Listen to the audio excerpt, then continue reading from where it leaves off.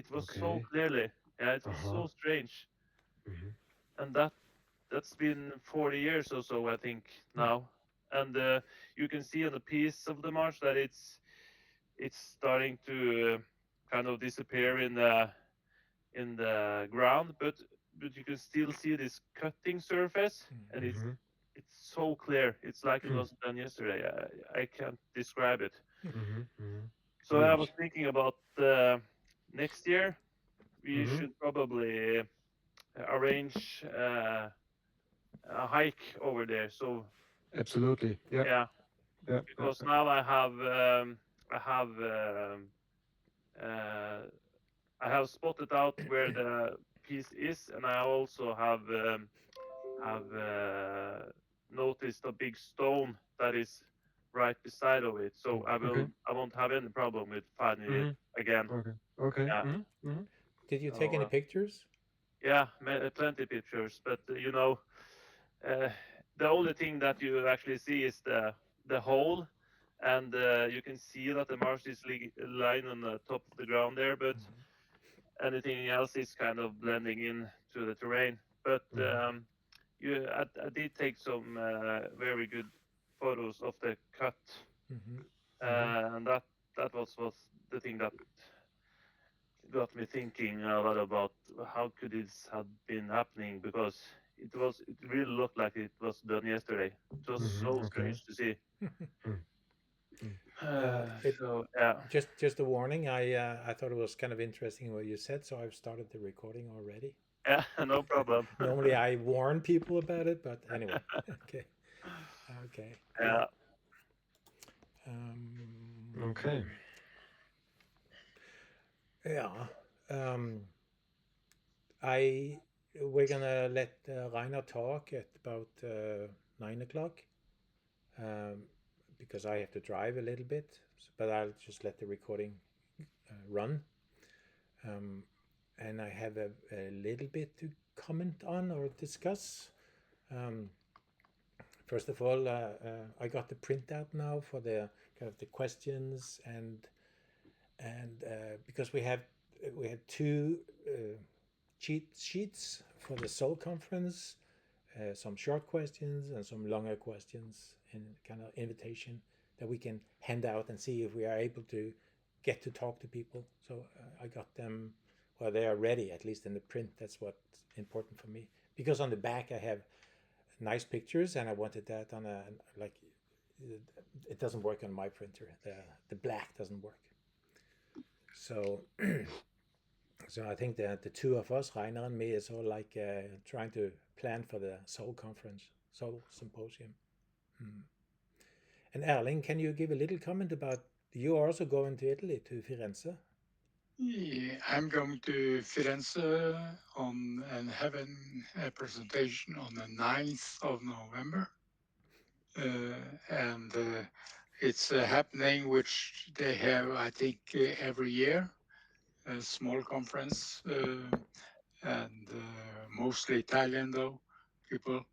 Uh, Mm-hmm. and I've been there once before, many years ago, Mm-hmm. though. So it's an Italian conference. I will have my presentation in English, though, Mm-hmm. but they will translate.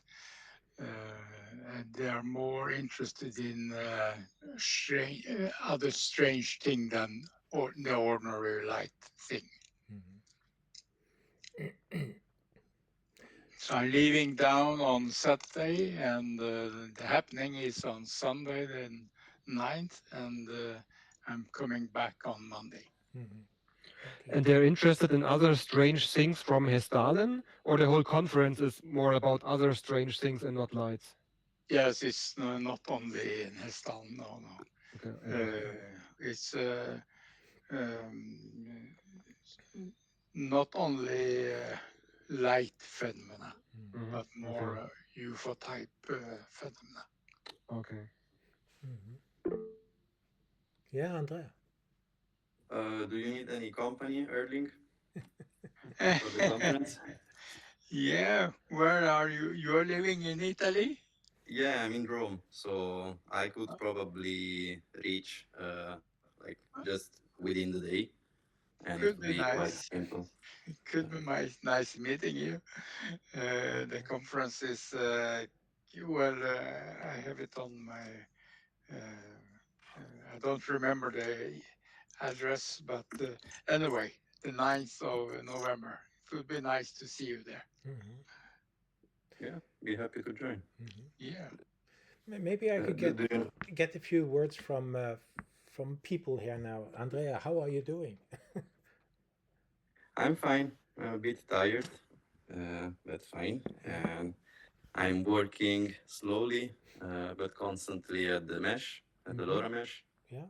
So I'm testing out different sensors. Right now, I'm still just with 2 nodes. I mean, 1 hub and 1 node, which Yeah. is not ideal to start testing things like the adaptability of the mesh, depending on the number of nodes. So right now, I'm like at the first step, connecting sensors, making sure that the mesh is working, and I'm uploading to the MQTT broker.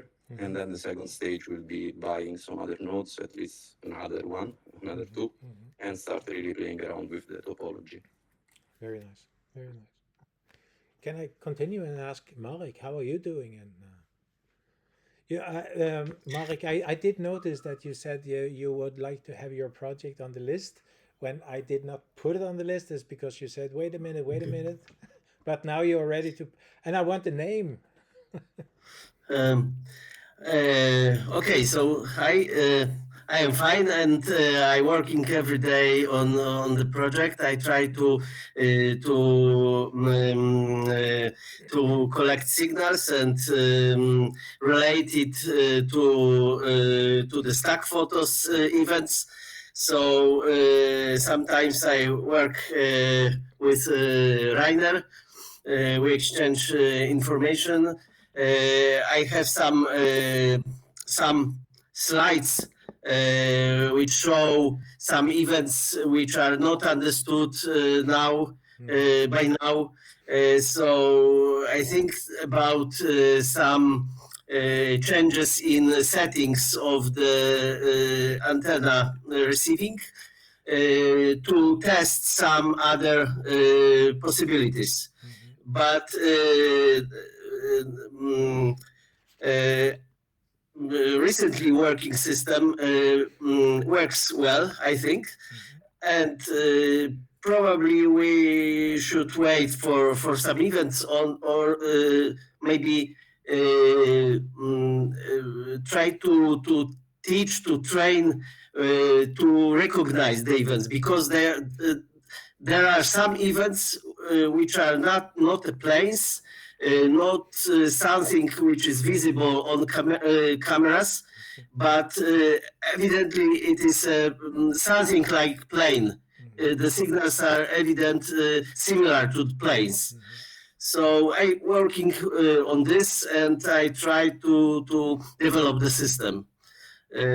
So now I just working with Rainer, exchanging information. Do you think it's possible to do similar to what Rainer did with the pictures? Take this heat map and also put that on the Google disk?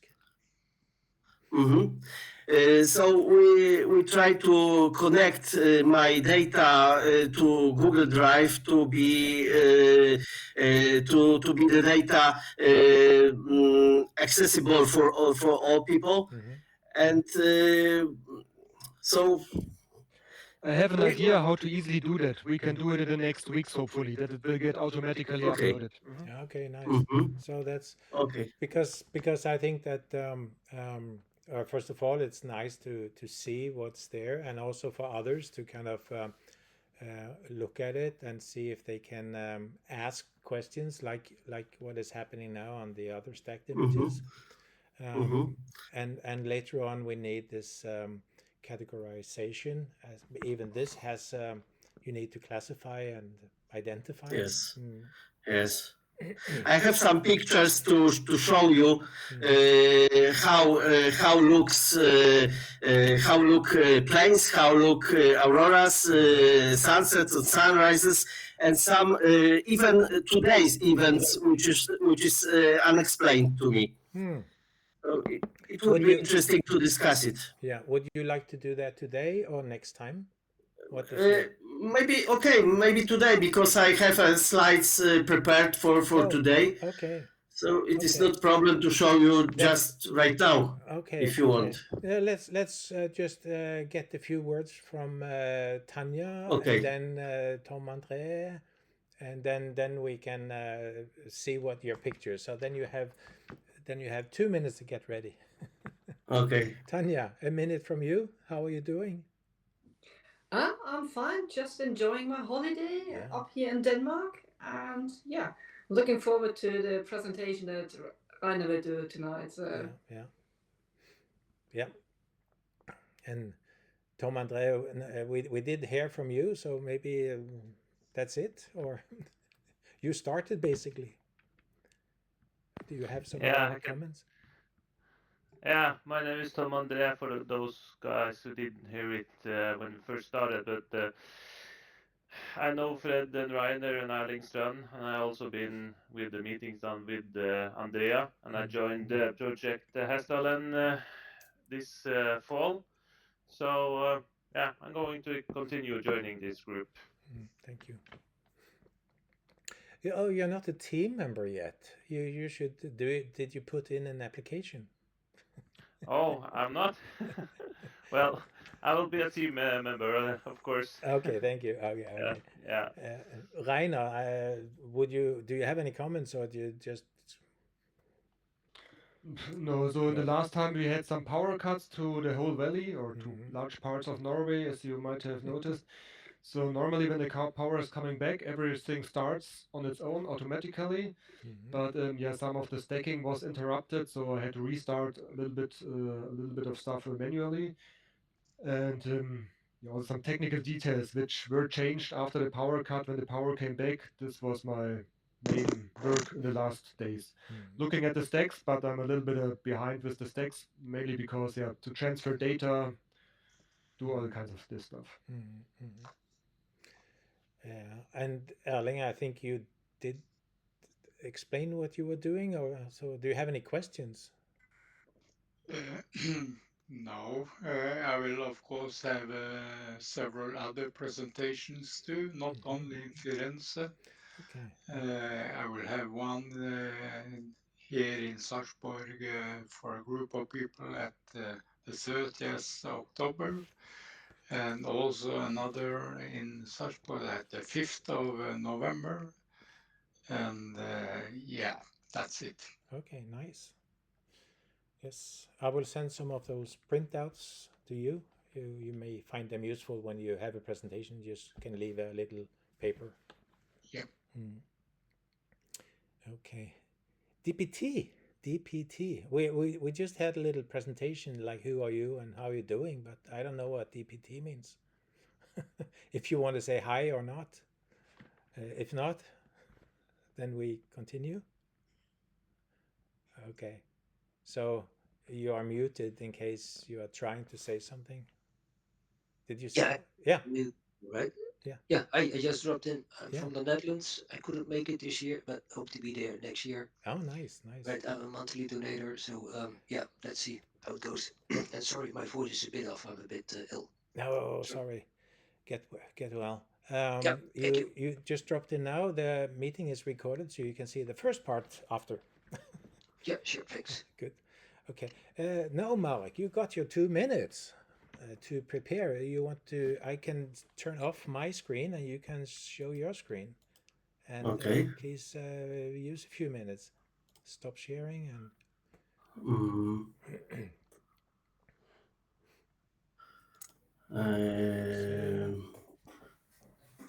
Okay, so allow. Is the screen visible now? Yep. Yes. Okay. So I just want to show you some pictures. So first of all, some interesting cases from last month. I think the most interesting case is long-lasting meteor. I suppose it is meteor, we discussed it Uh-huh. with Rainer, with Tanya, so it don't spreads in the end, so it travels and goes. It is very strange because of the long way of this meteor, long trajectory. And the second case is are blinking, very bright blinking, four such blinking, as you see. Mhm. So next one is somewhere there. So maybe it is not, oh, here. Mhm.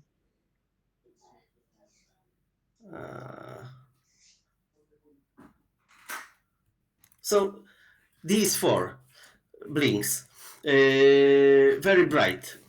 And so as for the radar system, let's go to the first picture. So now we can recognize sunrise and sunset and some atmospheric events. Like here, for example, here this whirlpools are related to auroras, and during the aurora time, signal is very noisy, and sometimes planes are not well recognizable. Because now aurora is very, the sun activity is relatively high, some signals are covered. But besides of this aurora signals, we can see, I don't know if you can see because it is a slight, We can see.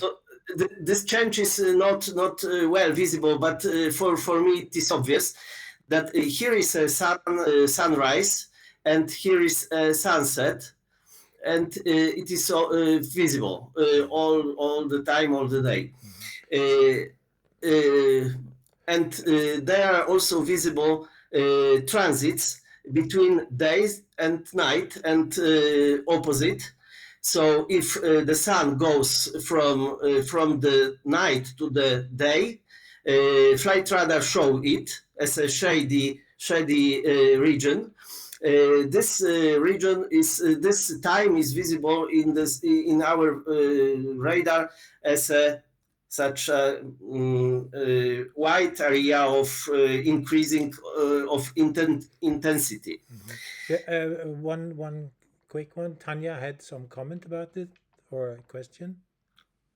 Yeah, I just posted it in the chat. Normally, those really bright flashes we see during the night, they're caused by what's called iridium flares, which are the solar panels of old satellites, and they're really, really bright. That's why you see them, because they're tumbling around in space. That's why you see those flashes. This one, you mean? Yes? Yeah. Yes? Okay. Yeah, that's the one. Okay, thank you. And go on. So usually the planes are visible from even 200-400 of kilometers from Hesdalen, like bars, like here. So these are just usual everyday planes. I hope they are visible here for you. And sometimes planes are military planes. And for example, such speedy planes, very traveling with high speed, are visible also like some deflection of frequency. So normally the frequency is along this line, but if it flies, its speed generates Doppler shift of this frequency, and this frequency is shifted. So it means some always very object with very high speed. And this signal is mostly accompanied with the radar intermodulation, like here. So we can see also some radar system on somewhere. These are not the same frequency which we exactly scan, but they interfere. Those frequencies do interfere with ours, and it shows on the heat maps something like this. So these planes are also, so this signal is in general very increased in this time, and the low altitude, sometimes low altitude of these planes generate even more increasing of the system of the signal time to time. And sometimes there are very heavy planes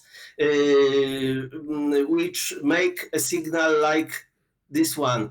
So many widely scattered lines like here. And some flock of planes like here, many planes at the same, almost the same place, or the planes which have propellers generate the signals which are similar to the signals from transit, sun transit. So one should to train to recognize what is what here, but the signals, these signals are very characteristic. And here sometimes we can see visitors near the antenna, because we have here, for example, a video which shows the people traveling up to the mountain, to probably to the peak, and have flashlights and so on. So they scatter the signal, they interfere with the normal signal, the radio fields near the antenna, and make such a noises. And Andrea has a question for you. Yeah, no, it was still actually about the iridium flashes. Yes. I was just wondering if Tanya thought that the timing of those flashes could actually be iridium, because I am not expert at all. I was just reading right now about the iridium flashes, but they all seem to be a bit longer, while the flashes in the video seem like a bit faster pulses. So I was wondering how much variability there could be there. I don't know how to interpret it. I am not an expert from satellites. I think, I suppose, Psyche. It is the nickname on the Discord of some our colleague, which can analyze satellites, and maybe he could say more. I don't know. Yeah, and let's go to the last slide. So a part of the signals, they are also the signals which are not recognized. Sometimes you can see all Norway and Sweden and North Sea free of planes, but the signals are very similar to the plane signal.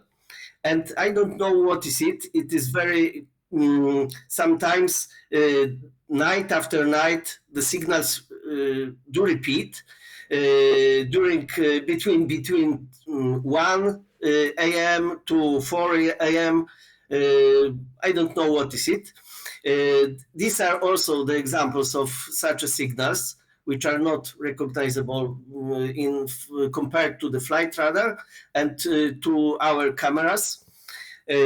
Sometimes they generate this Doppler shift, and sometimes Aurora makes obvious object, like here, not visible for example, here on the camera, the object is visible, but in the heat map, not.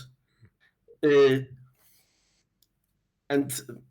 I don't know, I'm not sure if I can hear you because my headphones are off.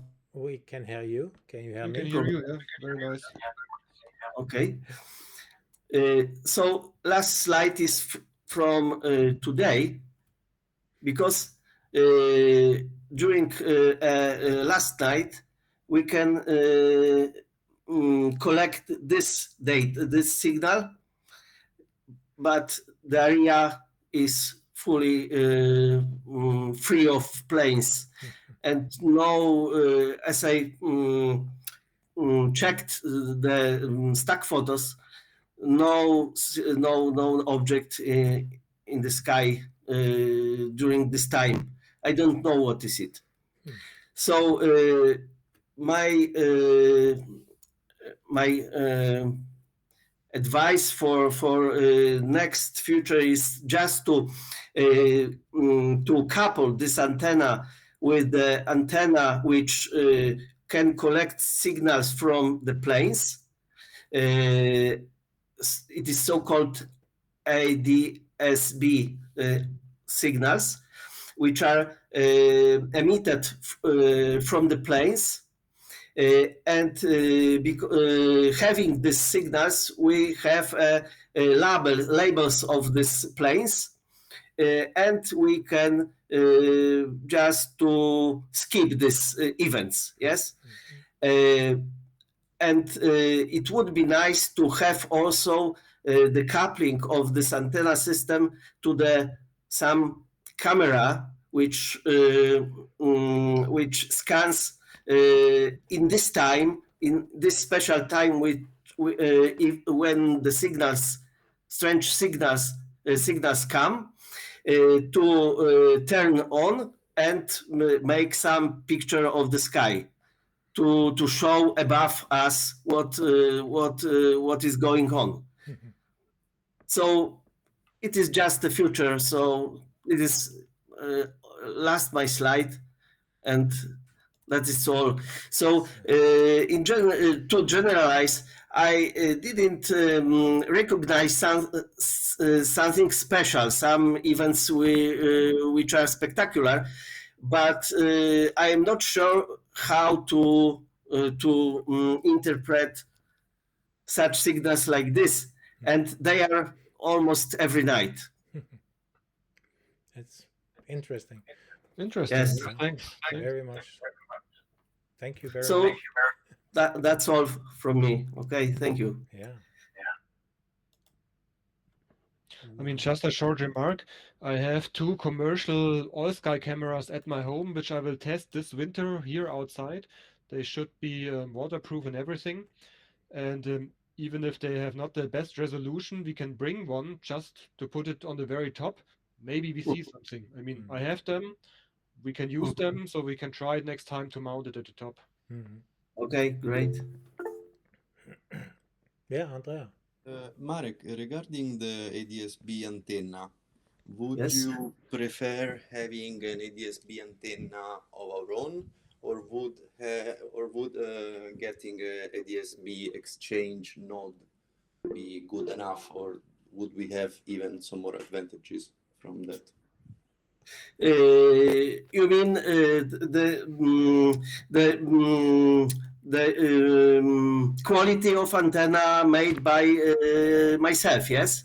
You mean No, if I mean, I prefer the antenna handmade? Yes, or well, no, it's like rather if we want the ADS-B system to yes. be like house-made, or if we want rather to have like Raspberry Pi and we can flash the ADS-B exchange community firmware on top of it, and we can be part of the ADS-B exchange community. I don't know if you know it, but you can basically have a node and participate in the network, and then we have way more information than the regular flight radar or the other websites. So we would have information about military airplanes, and others that are not usually included in the free tools. I think it is a good idea to develop the system in many ways. So I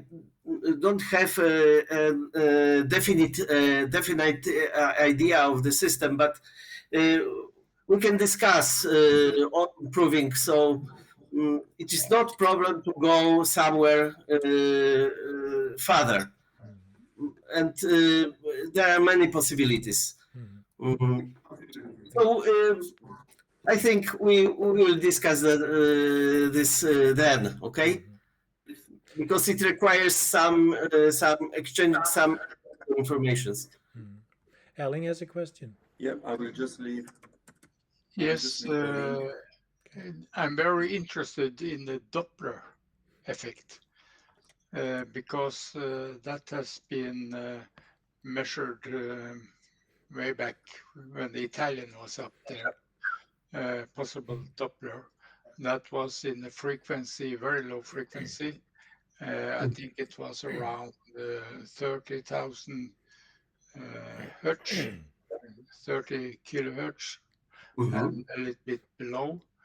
And then the measurement made, which indicated it could be due to Doppler. So,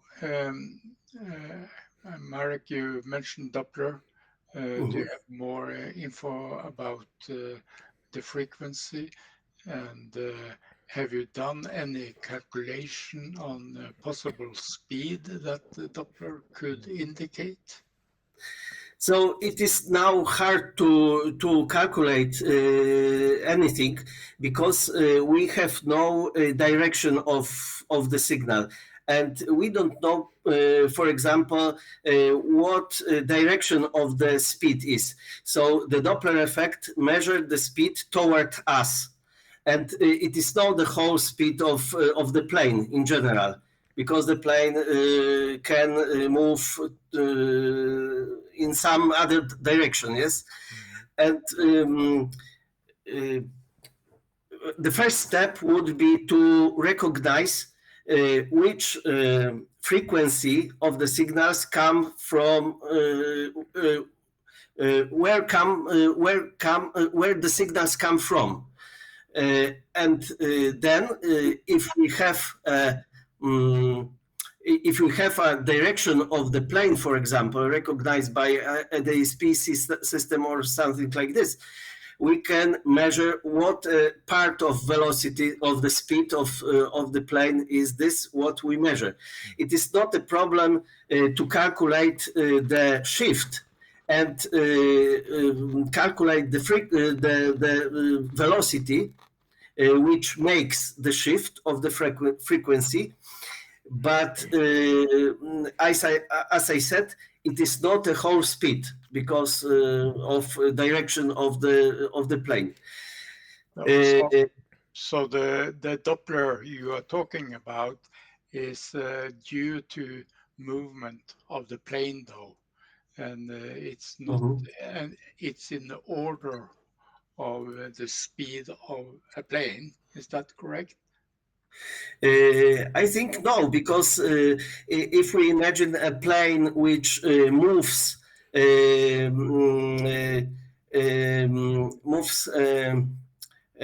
the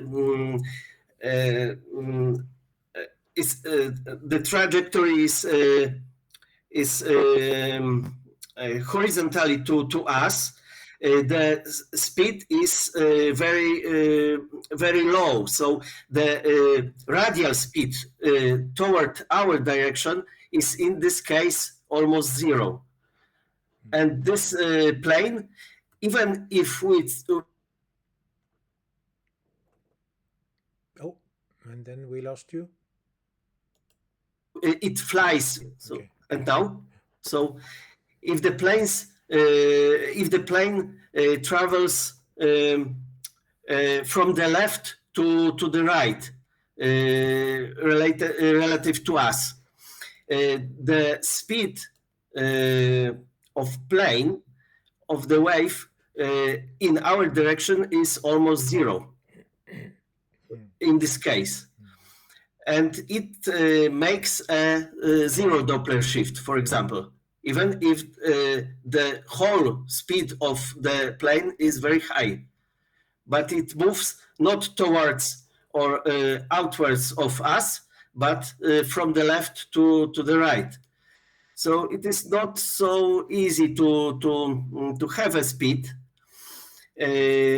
But if we could have signals from ADS-B, so the signals of signature of the plane and its direction, we can conclude about the speed in this case.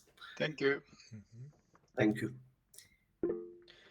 Marek, but would it be in theory possible if you get signals from a plane and you see this plane on the cameras and you also see it on flight radar, then at least you can get the order of magnitude of the Doppler effect. And Yes. then, and then maybe if we ever catch something which is far off this order of magnitude much faster, then we also should be able to see it, or that the Doppler effect is then much more present than in a normal plane, right? Yes, yes, Okay. yes. Okay. Okay. I want to show a few minutes, 10 minutes, what I've been doing with the new page. I have sent out a question if I could get some feedback, and I did. And so I'll go through that a little bit. Okay. So as we see now, this is now on a strange URL, but the goal is that this is going to replace the current Hessdalen.org, the www.hessdalen.org, and then the old one will be put to web.hessdalen.org. So because there's some stuff that I'm not sure how to move over. My goal was to create a dynamic site. So as you can see now, this is a site with a menu, and I got some good feedback from Rainer what to put on this. Maybe there's too much description on each field and you don't need it, but we can reduce that as we want. But it's I like the organization that Rainer suggested, so I tried to follow that as good as possible.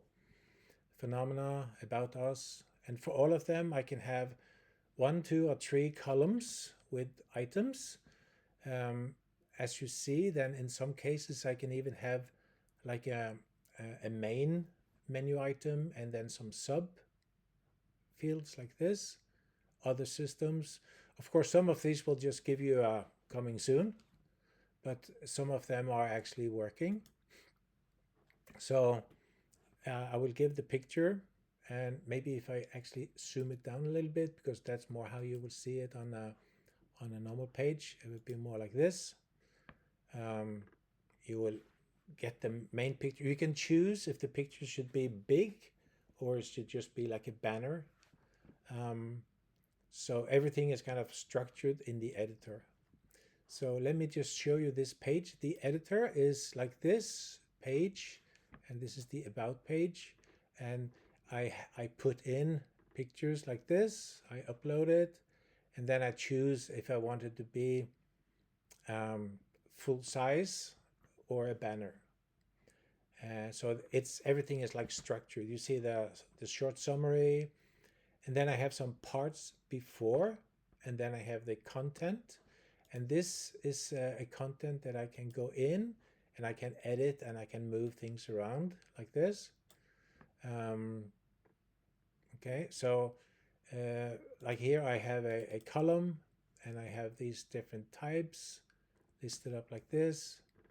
And if I look at the page itself, you'll see that they will show up like this, 4 columns like this. Okay, so the editor should make it possible for you as team members to go in and edit without knowing how to do any coding. That's the goal. So every page has, I mean, the width of the page is not too wide so you can read the text. I hate it when the text is too long, so kind of the default is readable width, but you have some elements, like here you have a collapsible, you have a call out, and as you saw here, we have also columns, and then it will also be, and I can zoom out even more, you can see that it doesn't go too much out, it doesn't follow the whole width. If I have like a very big screen, it will stay in a certain width. But I think it actually works that you break it up, but you're still on the same text editor. So the menu is kind of important. Give me content, give me feedback on that. I have been thinking about the front page, and the work I did today is basically what I'm going to show you. I made it so that I can put parts on the top, and then on the front page I have the latest news. So if I go here and go to news and I make a new news page, it will follow the date and show it on the front as the first one, and just push the rest onto all news. There's only 4 now, so I just put these. This is the only one that has some content. The rest is just placeholders. So the front page has these parts on the top, and I can go to my settings, site settings, and I can actually choose parts on the top, so I can move them around as I want to. And I can add more, then I get another row and so on. So it's pretty flexible in that way. And I can add to these, I can add the title, a description, and a button or two, and an image, and also choose if the image should be square or 16:9. Then, of course, the problem is what I'm going to write on the front page. So in this case, I have a page. Actually, once again, this is a page that is called home.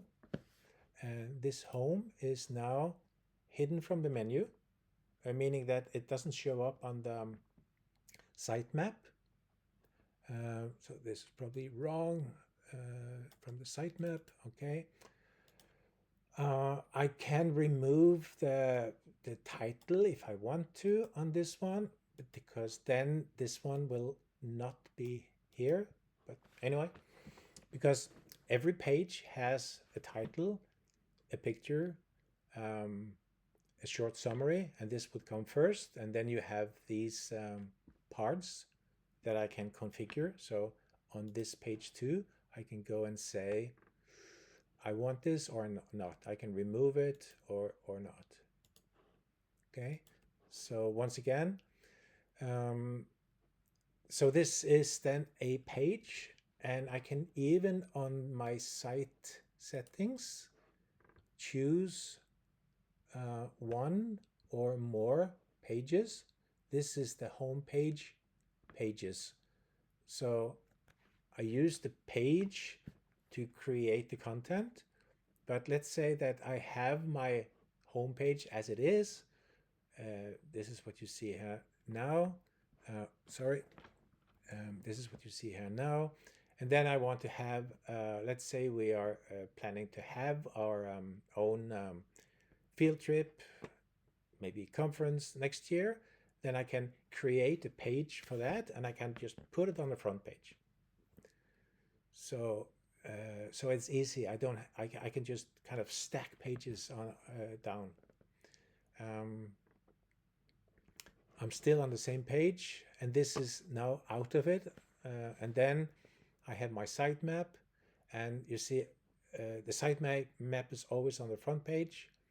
And I chose to have a number of parts also above the sitemap. I didn't have fantasy for more than 3 quotes, but anyway. Then I have the sitemap, and at the bottom of the front page, I also have the same with these parts. And of course, you can remove all if you want to, or you can add them as it's needed. Now, the thing is that if I actually go here and add something, it will not be available instantly. It will be available when the page caches, because now most of these pages are actually server side, and that means that they're pretty fast to go to. They're already made on the back end. And at the bottom of the page, I just have a back to the top, and you can navigate around like this. Do I have anything on this one? Bluebook. Rainer, there you are again. So this is how it works. Any questions or comments about this? Yeah, one comment could be that why white? Why not have it black? So there's something about the images. They also get inverted. That's a little error I found. Search. I can search for Erling, and then I get the list. I have his name on the site info page, and then he has his own page, and he's also on the people. So actually now, when I create people, these are the only one I have for now, but all of you, you're welcome as team members. And the thing is that when I create a page like this one, I can say that this is author Erling Perstrand. Okay, so on the page, site information, this is the page. Then you should, sorry, that's actually a hidden page, so it's not the best example. Do I have it here? Yeah, by Erling Strand. So it comes out like this with one or more authors, or it will say what is the role that you had, and so on. One more about the Erling's page. I have also set it up so that I can, if I go to card Erling, this is the path that is used. But in this case, I have a redirect to. So once again, let's give Rainer as an example. I have a card Rainer because we use these, and yeah, you can see me. You can see on the back here we have a QR code, and if you use that, you will go to the card page. But this one is then redirected because you don't really. If you already have a people here on the people, it will jump to that page. In the case with Erling, I think I made it so that it will jump to his good old site. So try that, Erling. Okay, and then I go to Erling, the card, but it will take me to his site like that. If you want to. Of course, I would like to put that on the page and not do it like this. Yes, so when you search now, I search in, let me see, field. I will find in the news or the pages or the people. And as you can see, I have started on events and venues, and I can add more types.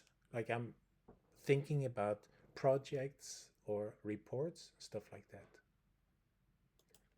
This is the state of the system as it is now, and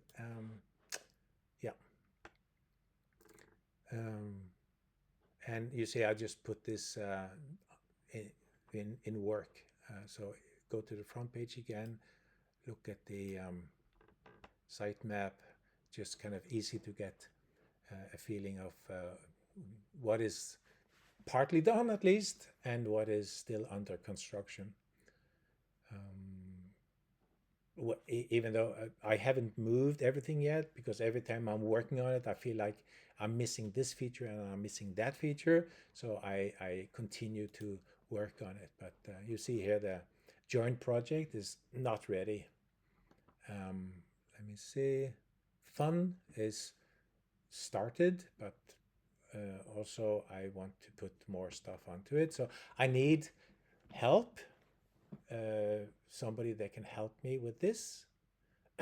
Christian? Yes. Questions, comments?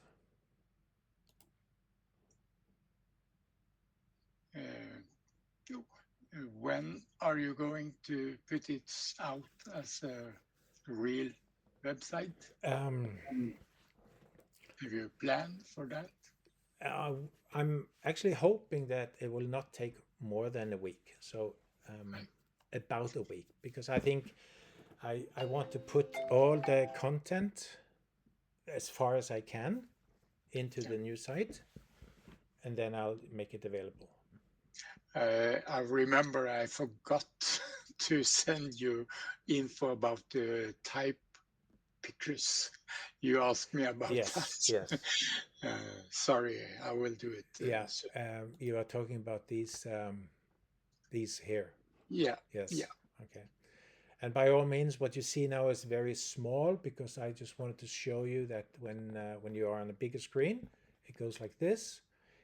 Let me see if I can do that. If I go to a normal 100%, and then I take this and I make it into a smaller, then this is what you get on a mobile. And these are also like elements that I can easily put on the page. Let me see, go to this one, and oh, what happened now? Some problem with my I can't get to it. Let's see what we need coming soon. Yeah, something to think about. Okay, front page, it will be listed like this. Okay, that's it. And now please give me feedback, but I think you have to do it on an email, because I have to leave soon. So what I'm going to do now, I'm going to stop the recording and start the recording and let Rainer start sharing. But does it look okay? Give me a quick. I got some like that, but so okay. But I think it looks very nice. You're doing a good job. Yeah, well, I'm not doing the job. I will show you who's doing the job, because look at this. This is AI. What I'm saying is that I would like the description below the title and description of each item to use portal text. This means that the image list define type must be changed, blah, blah, blah. This is all I'm writing. And then AI is creating all the code needed and giving me a summary from my little prompt. Then it says, I've changed the schema, I've changed the queries, I've done updates on the interfaces and the rendering. So all of this is, I am just amazed. Here, I like to have the description below the title and the blah, blah, blah, and then it's just doing it, creating. So when it is doing something, it's showing, I'm asking about something, and it's giving me the result, and it's showing me, I'll delete this and I'll insert this. And all I have to say is, okay. So 90% of what you saw is created using AI. That's cool. It's cool. I'm not the programmer anymore. I'm just you're just giving the orders. Instructions. Yeah. Well, the thing is, I do understand the code, so I have to. But just a short comment. I do understand the code, but I notice that as I'm using it, I trust it more and more. If it changes 6 files, I'll go and look at the 2 files that I really want to see, but the rest I just trust is doing it. In the beginning, I was going and checking everything, but not anymore.